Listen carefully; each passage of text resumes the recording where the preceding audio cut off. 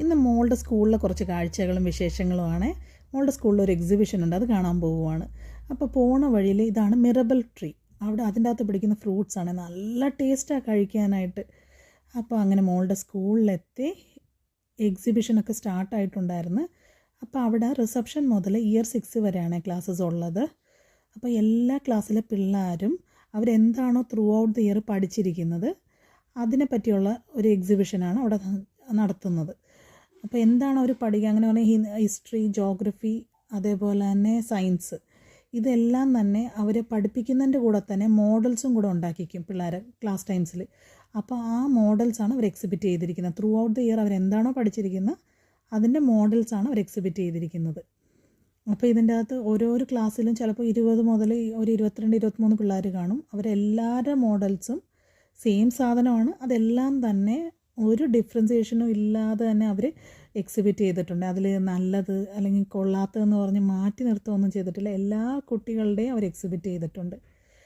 ഇത് കൂടുതലും അവർ recyclable items വെച്ച് ഈ ബട്ടൺസ്, അതേപോലെ സ്റ്റിക്സ്, പ്ലേറ്റ്സ്, പ്ലാസ്റ്റിക് പ്ലേറ്റ്സ്, അതേപോലെ തന്നെ പേപ്പർ പ്ലേറ്റ്സ്, അതേപോലത്തെ സാധനങ്ങളൊക്കെ വെച്ചാണ് ഉണ്ടാക്കിച്ചിരിക്കുന്ന പിള്ളേരെ കൊണ്ട്. ഇതൊക്കെ കണ്ടോ, നമ്മൾ ഹിസ്റ്ററി പഠിക്കുന്നതും അതേപോലെ ജോഗ്രഫി, സയൻസ്, അതിലാണ് ഇവർ ഏറ്റവും കൂടുതൽ ഫോക്കസ് ചെയ്തിരിക്കുന്നത്. ആ കാര്യങ്ങളൊക്കെയാണ് എക്സിബിറ്റ് ചെയ്തു വച്ചിരിക്കുന്നത്. എന്ത് ക്രിയേറ്റീവായിട്ടാണോ ഓരോരോ പിള്ളേരും ചെയ്തിരിക്കുന്നത്. നല്ല രസമായിരുന്നു അത് കാണാൻ തന്നെ. കണ്ടോ, ഇത് ഇയർ 4 പിള്ളേരാണ് ചെയ്തിരിക്കുന്നത്. ഇത് ഈജിപ്റ്റിനെ പറ്റി ചെയ്തിട്ടുണ്ട്. അതിൽ പിരമിഡ്, ബിസ്ക്കറ്റ് വെച്ച് കൊലോസി ഉണ്ടായിരുന്നു. അതേപോലെ അണ്ടർ സീയിലുള്ള എല്ലാ ക്രീച്ചേഴ്സ്. ഇത് റിസപ്ഷനിലെ പിള്ളേർ, LKG UKG പിള്ളേർ ചെയ്തതാണ്. ടീച്ചേഴ്സ് സപ്പോർട്ട് ചെയ്യും. അപ്പോൾ അതിൻ്റെ കൂടെ തന്നെ പിള്ളേർക്ക് അവർക്ക് ഒരു എൻഗേജ്മെൻറ്റും കൂടെ ആവുമല്ലോ. ഇതെല്ലാം ചെയ്ത് നല്ല രസമായിരിക്കും. അവരെല്ലാവരും കൂടെ ഒരുമിച്ചിരുന്ന് ചെയ്തെടുക്കുന്നതാണ് ഇതെല്ലാം.